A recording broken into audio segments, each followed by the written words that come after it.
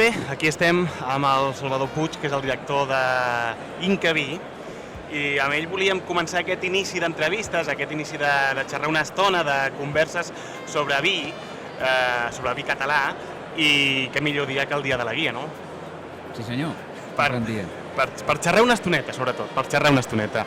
Doncs, clar, la primera pregunta és obligadíssima. Durant 10 anys, on veiem una evolució clara, perquè hi ha molta més participació, hi ha més gent, com ha evolucionat el vi català durant aquests 10 anys? Si em permets un petit parèntesi primer, m'agrada més dir Incavi que Incavi, i t'explico per què m'agrada més, perquè és l'Institut Català de la Vinya i el Vi. Per tant, no ens oblidéssim dels viticultors, que és allà on comença el vi. Incavi. Incavi, Incavi. Incavi. Apuntadíssimo. D'acord. Doncs això, 10 anys. A partir d'aquí, 10 anys. No, primer de tot, dir que primer felicitar la guia, perquè arribar a aquests 10 anys, sobretot el Jordi, la Sílvia i l'altra gent que han col·laborat amb ells, han hagut de picar pedra, any rere any. És una mica heroic la guia dels vins és un exemple també d'heroïcitat, com certes vinyes que també parlen de vinyes heroiques, doncs la guia també és heroica. També dir que els premis, la guia, etc., aquestes coses no es fan per decret, és a dir, que els fa la gent, com moltes altres coses. Per tant, el que compta és el reconeixement de la gent, dels consumidors, dels sommeliers, dels entesos, dels viticultors i dels elaboradors del vi. Si ells hi creuen, això agafa tota la força i l'embranzida. Si ells no hi creguessin, doncs no té recorregut. Dóna la sensació que estem en un moment de pujada, encara. Sí. Encara no hem tocat un sostre. No. Això és bona notícia. I tant.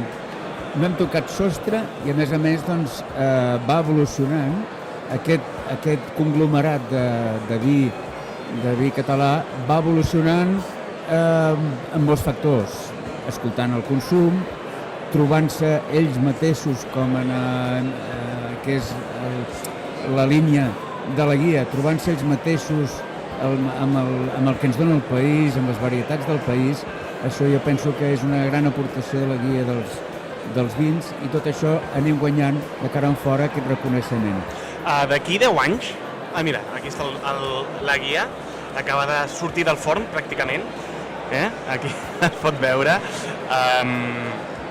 D'aquí 10 anys, quan estiguem un altre cop xerrant aquí, d'aquí 10 anys, encara la situació serà molt millor, és a dir, encara hi haurà més cellers dels que hi ha avui, que encara estarem en aquesta pujada, o estem a prop d'un sostre? No, Jo crec que això anirà criant.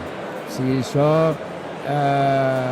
hi ha un factor que és la joventut que està apareixent en aquest sector, amb moltes aventures personals de fer el seu celler, el seu petit celler, i per tant jo ara per ara li veig encara moltíssim recorregut en aquest gran país de grans vins com Catalunya, amb aquest territori divers que dona moltíssim joc per projectes empresarials, pels viticultors, per les cooperatives, per tot el conglomerat i totes les viticultures que tenim a casa nostra.